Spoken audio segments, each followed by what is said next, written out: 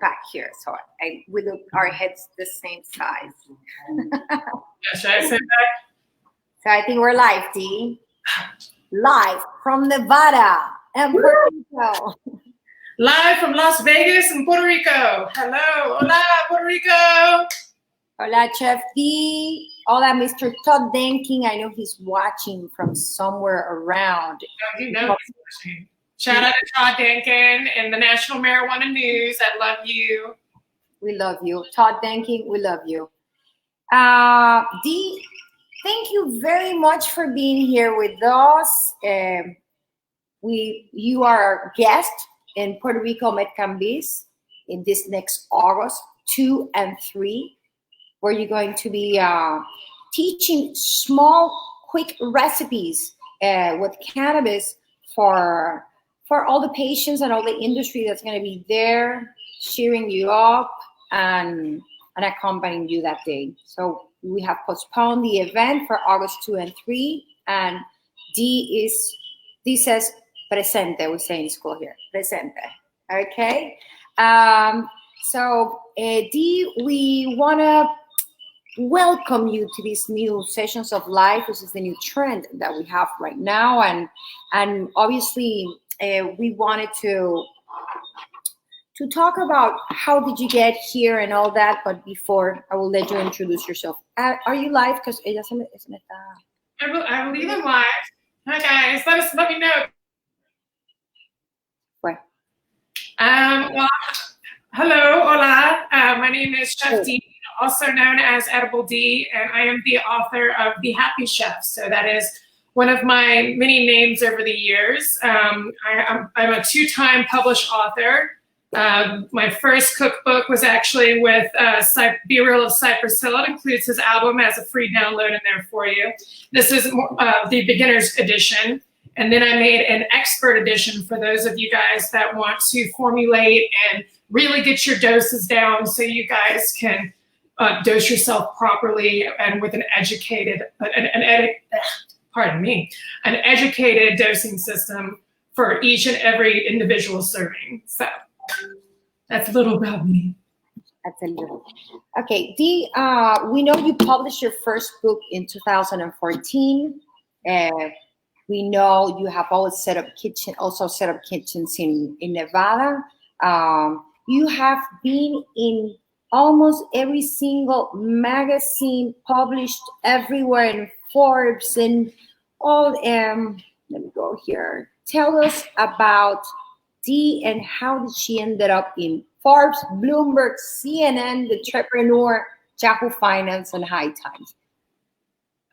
Okay. So, well, I started back in the industry in 2006, and before then, the labs weren't open. So we were all the cannabis chefs. We were going off of the actual net weight of the flower, and that was how we were dosing the edibles. And back then, we just wanted to make sure that, you felt it, that the medicine was working. So we labeled them as 2 times the strength and 4 times, or regular, high, and super strength, And then the gentleman that owns Steep Hill Labs, he ended up opening a lab just to test his own product because he wanted to see the potencies and the inner workings. And when he did that, all of us canna chefs had to get very good, very fast, because in the new age of regulations, we had to make sure that, we hit that 10 milligram of a adult use recreational mark. And we also had to make sure that our medicinal patients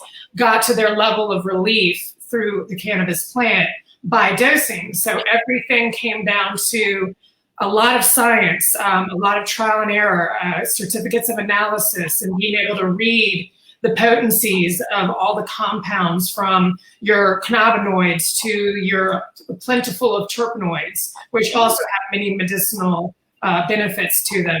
So 2006 when you started making your first edibles. Yes.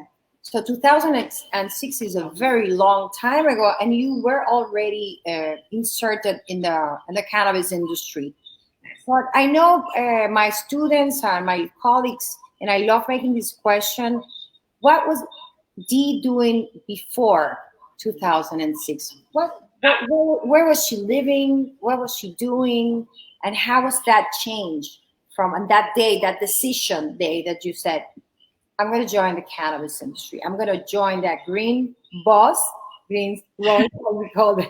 The green bus. We're all riding the green bus. Jump on the bus, guys. Jump on down.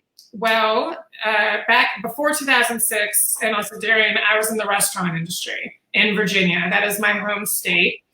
And back then, I was opening restaurants with my good friend Baxter Simmons. His restaurants are still open to this day. And even in Virginia, I was cooking with cannabis. Of course, I was fracturing the law then, and in order, an event happened that kind of spearheaded me to have more passion in this industry, was that I lost my sister. My sister passed away from a prescription drug overdose, and she ended up leaving behind my beautiful nephew, Christopher. And he was only 8 when she passed. And even then she had lupus, which is basically in general terms, chronic organ failure disease. So she was on prednisone and steroids and pain relief. And of course, she got addicted to the pain pills. And then she was in, a rehabilitation facility. How old was your sister, and how old were you at the time? She was 28 when she died. Wow, very young. And my nephew is 8, and my brother and myself and my parents had to raise him. And my sister was my first, quote unquote guinea pig.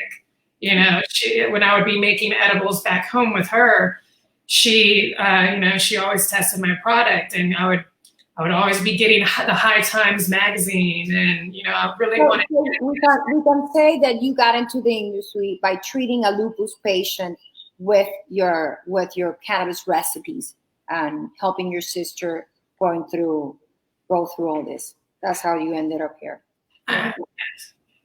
I was helping my sister a lot. She was in a lot of pain constantly. Okay. Well, you made it. You're talking that you were living in Virginia at the time, but right now you're in Nevada. Last time I saw you were in Nevada. How did that happen? I migrated from Virginia, and then I stopped in Colorado, but then I ended up moving to California as well. So I went anywhere where the industry was welcomed. And I wanted to be a part of the industry. I fell very much in love with the culture. And then the opportunity arose when Nevada became legal. It became legal medicinally back in 2015. So I ended up migrating and moving to Nevada and opening the first medical marijuana production kitchen here. So. Was that your bell or my bell? It's probably Amazon. It's probably Amazon. So great, Dee, great. Then you've had a lot of good things happen to you since you got to Nevada.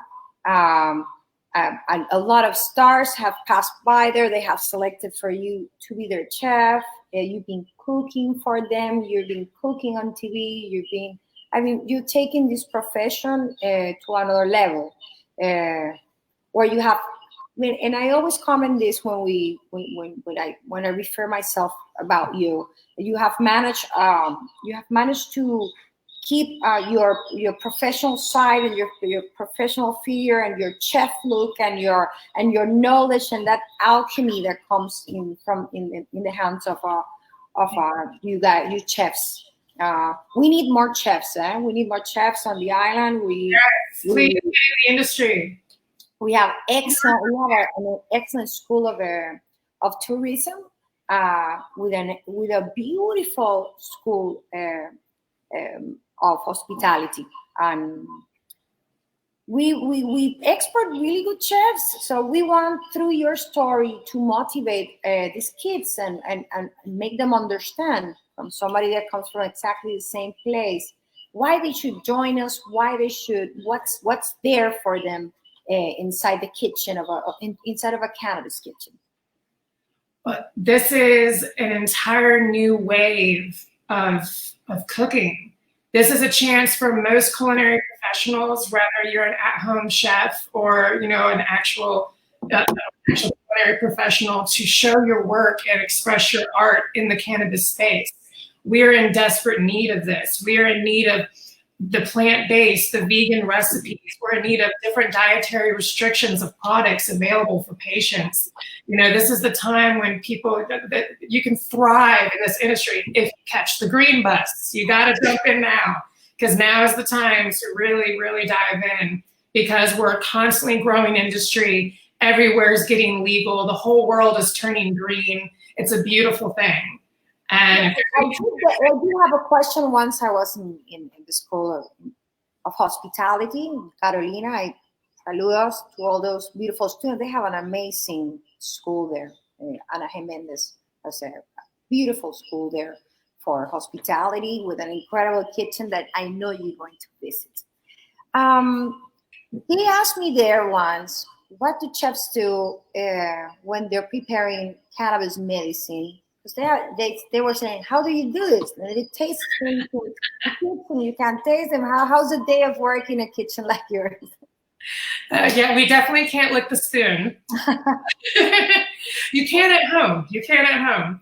But no, in a cannabis kitchen, it's very medicinal. We're in scrubs and booties and gloves. We're dealing with medicine. So you do have to do a lot of R&D, a lot of formulations on your specific recipe before you infuse it. But every cannabis chef is working with the two main ingredients to extraction is heat and time. So when you're doing infusions, that's exactly what you need. And working with the plant, those two things are the most important. That is cannabis chefing. You have to be able to decarboxylate the cannabis, and you have to be able to infuse different dishes and different food consistencies, whether it's a butter like peanut butter and almond butter, or it's an oil like coconut oil or almond oil, olive oil. They all have different boiling points and flash points, and those are very important to just master those recipes and then have it be consistent. Mm-hmm. So that is. You have your own extraction equipment at your kitchen. Usually, do you do your own extraction? Is that something that they leave open to you to decide? Yes, and there's different extraction methods work different. Myself, I'm a big fan of full spectrum. I like the first stage of extraction where I get everything, might purge out the chlorophyll. So that would be the extra virgin in the olive oil world, no? What do you mean? What? The equivalent will be for civilians like me, the extra virgin. The full spectrum will be in the kitchen, the extra virgin olive oil. That will be the full spectrum in a cannabis kitchen. Oh no! You can infuse olive oil, but full spectrum oil is basically it's the first phase of extraction, but purging the chlorophyll. So you would get to full spectrum, and then you have broad spectrum, and then you have distillate, and then you have isolate. And each one of those has a different purpose depending on the recipe that you're infusing. So like I said, I prefer full spectrum because I get all the cannabinoids. I get the CBD, the CBG, the THC. I get everything, as well as terpenoids like myrcene and linalool and beta-caryophyllene. So I get to work with whole plant medicine at that point. When you extract it to the point of distillate, now a lot of edible companies prefer that or like that because it's tasteless. However, when you're working with distillate, you are tending to work with strictly Delta-9, which is THC. And I like, give me it all. I want it all. You know? What plant would you use? When you're preparing, you say you're going to prepare an edible or you're going to prepare whatever, a dessert, or you're going to cook or you're going to juice. Before you go into that moment that you actually live prepare the medicine, do you practice with any other herb in order not to use the plant in your practice? What would you recommend the chefs that are listening to us if they want to practice? What will be the taste or the plant that they can use for trial and error on a cannabis recipe? Okay. Okay. So first, I explained it correctly, but there you go. I think I'm on the same page. So first, you want to get your recipe down. And that's because every single serving, for it to be the same dose, has to be the same net weight. So everyone, I want you to throw out the cups and teaspoons because they don't work in a cannabis kitchen. You have to work with the metric system. So once you get your recipe down if each chocolate weighs 3.2 grams, then you know that each individual chocolate is going to be the same dose. Master the recipe first, get it all down, because that way when you infuse it, you know that your math will check out right. And the most important thing is getting the dose right, because we've all had that bad edible experience. And that's not fun for anybody. So no plan. You don't want to tell us a plan like use mint, use this, use that. There's lots of different medicinal plants. I myself, I'm a forager, so I just love all medicinal plants. I have kava in my kitchen. I have rosemary, mugwort, witch hazel. I blend What's your favorite herb, or what's right now happening in your kitchen? What's your favorite herb other than cannabis? I'd have to say, other than cannabis, one of my top favorite herbs would be cat's claw. And cat's claw had a big bang in like 2015, and it almost has just as many healing benefits as CBD, if you really want to know the facts. And it's great for inflammation. It looks like, I'm going to see if we can find a translation for that word, because I never heard of that. Cat's claw? It's an herb. And the reason why it's named that way is because it looks like a cat's paw. Cat's paw. Yeah, it looks, so it's cat's claw, like a claw, but it looks like, if you look at the leaves on the plant, it looks like a paw of a cat. But it's great for inflammation, both for diverticulitis, for intestinal inflammation. So I have arthritis and carpal in my hands. Oh, wow. So it helps and also the cannabis plant works great with other herbs. It's all plants are just meant to work together. It's fabulous. ¿Cómo se llama en español? So cat's claws. We'll look for the translation and post it in a little bit. Yeah. Kava's a great your favorite method of consumption, your favorite recipe. What's your favorite recipe? It would have to be my gummies, hands down. Just because gummies are the main. What makes them so special that everybody speaks about it? Huh? What makes your gummies so special that everyone talks about them? Well, my gummies are all plant-based. For one, I use fruit pectin and agar-agar to get the bloom right. But gummies is just such a great delivery system. I'm one for being discreet. That's why I do love the edibles. But also it's just, it's very non-invasive. They're popular. You can keep them in your purse, and also that they just taste great. Not to even mention, if you're not popular with the pectin or the bloom of it, or even if you're using gelatin, you can throw them in a hot tea and it will dissolve, and you can drink it that way. Just gummies are just probably my number one favorite, as well as it's my favorite to cook, because I feel like Breaking Bad in the kitchen, because gummies is all about time and temperature. Okay, I can imagine you with the full suit and all that. I can imagine. Yes, that's exactly how I feel, because to get gummies is all about the temperature and the bloom that you get on either the gelatin or the pectin. So you can literally turn gelatin into Jell-O very fast. So you got to make sure you keep the temperature at a good bloom temperature. Would be around 155 degrees Fahrenheit. That's a nice temperature. And then when you get a bloom on a gummy, it's the elasticity. So when you press down on the gummy, like you press down on a gummy bear, and then it goes flat, and then it pops back up in the same shape, that's a good bloom. But you can make a gummy that just melts on your tray after you pop it out. So you have to make sure. Gummies is one thing. It's a trick or two to master. So you have to get that right. Are you gonna be giving tips, and you're gonna be giving a full class in CannaWorks Institute as well? Yes, I am. You're gonna be teaching a class. It's going to be 2 hours or 3 hours that you're going to be joining and sharing information with our locals and with our local students, and we thank you for that. It's really important for us, for everybody that comes into the island that has something to contribute, to share it with our industry. We have a very solid industry. Puerto Rico's been making medicine for the last 75 years. So it's in our DNA. So we have really good chefs, really good manufacturers. We're very proud of our medical cannabis industry. And I will take 1 second just to thank all of them. You know, Puerto Rico was one of the states that declared the cannabis industry.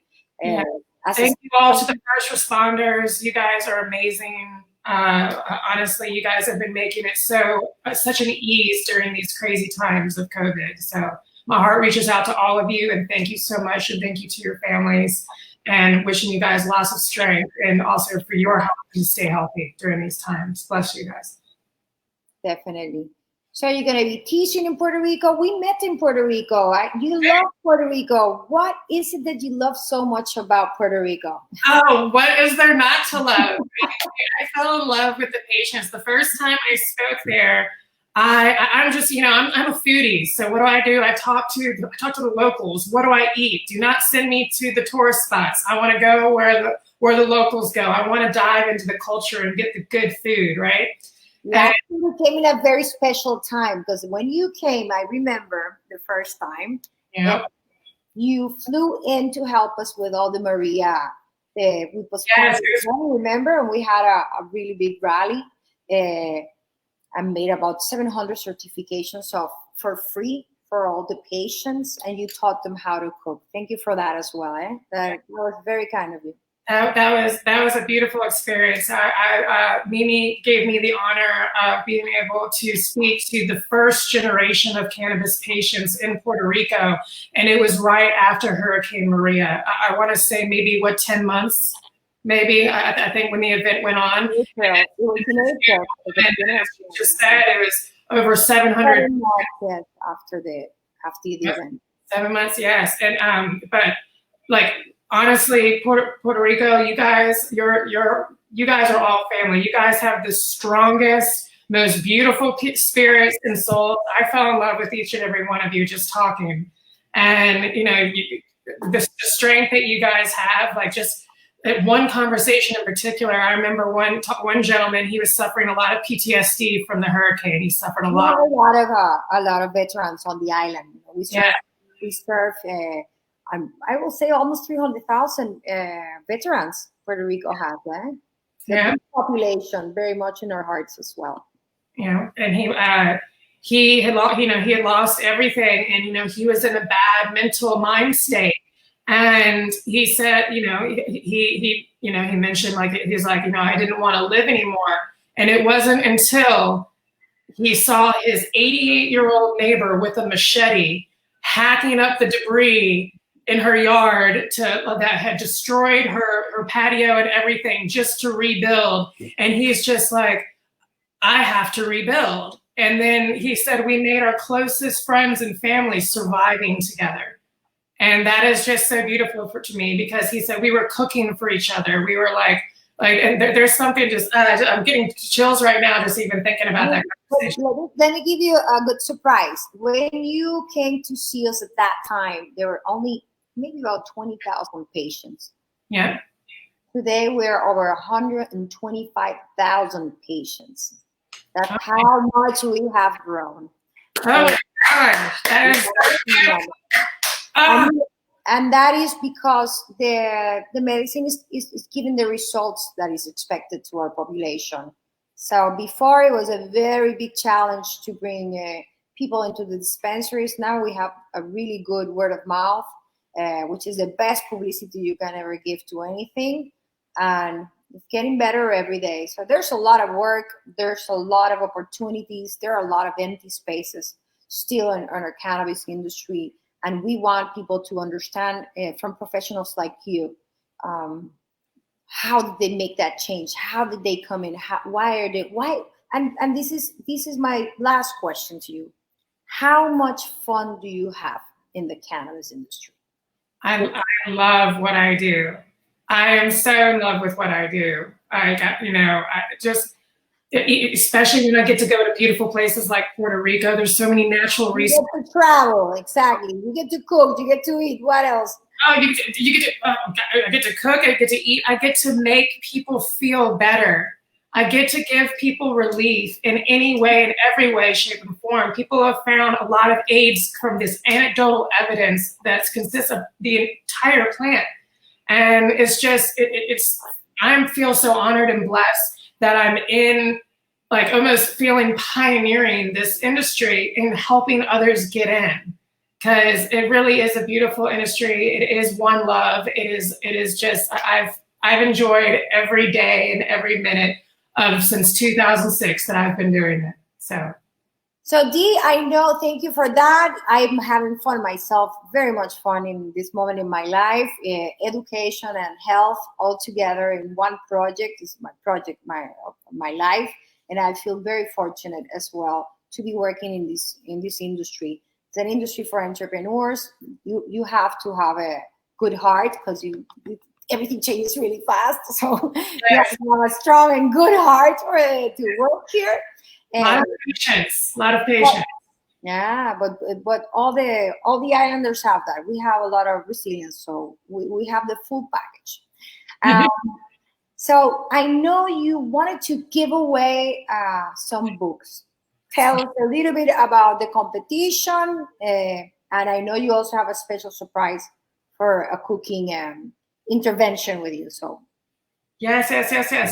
So shout out to everybody in Puerto Rico. I am doing a little contest. If you guys, I just spoke on my gummy recipe for you guys. I actually am going through my expert cannabis cookbook recipe by recipe and putting them in video form for you guys on my YouTube channel, which is youtube.com/EdibleD.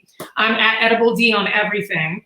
But go and look at that video, subscribe to my channel, share it to your platforms for a chance to win both copies of my cannabis cookbooks, the beginner's edition and the expert, as well as I'm doing a giveaway of Cooking with Me, the Happy Chef, live with the Happy Chef. Just how I'm live with you now, you pick a recipe or we pick a recipe together and we're gonna Happy Chef it up together. So that sounds like a lot of fun. That sounds like a lot of fun. So if you want to win one of the 10 books that Dee is giving away, just go to our Facebook page, PR MedCannabis. Send us a message, answer the question. There's a trick question, and the first 10 that will answer the question correct will be selected for the free book. Yeah. So I can't wait to Happy Chef with you guys. We will select, if you want a Happy Chef, please send us a special message saying, I want a Happy Chef, because that takes a certain attitude, right? Hashtag Happy Chef Live with Puerto Rico MedBizCon. Perfect. Dee, thank you very much for being here, accompanying us today and keeping the alive our convention. Thank you for coming down to Puerto Rico so many times and giving us your heart and all your knowledge. See you soon. And I can't wait. Bye, guys. And thank you so much. It was truly a pleasure. Bye-bye.